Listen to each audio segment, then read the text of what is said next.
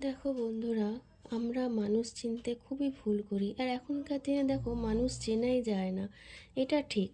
আমরা তাও মানুষের সাথে হেসে ঠেসে কথা বলি, পরে না আমাদের ঠিক যে কোনোভাবে একটা আঘাত আমাদের খেতেই হয়। সেটা আমরা আমরা পরে বুঝতে পারি, তখন বুঝতে পারি না, কিন্তু পরে আমরা বুঝতে পারি। তাই এখন বুঝে শুনে না মানুষের সাথে কথা বলতে হয়। তাই এখন ভাবি যে ভয় লাগে মানুষের সাথে কথা বলতে, যে কখন কোন মানুষটা কখন কি বলে ফেলে, কখন কি করে ফেলে, এগুলো খুব ভয় লাগে, জানো তো বন্ধুরা।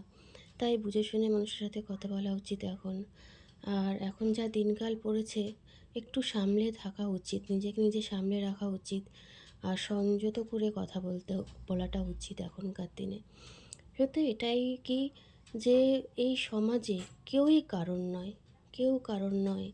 নিজের মতো নিজে থাকো, নিজের মতো নিজে চলো, নিজের মতো নিজে খাও দাও, আনন্দ করো। এটাই সবথেকে ভালো একটা জিনিস। আর আমিও এটাই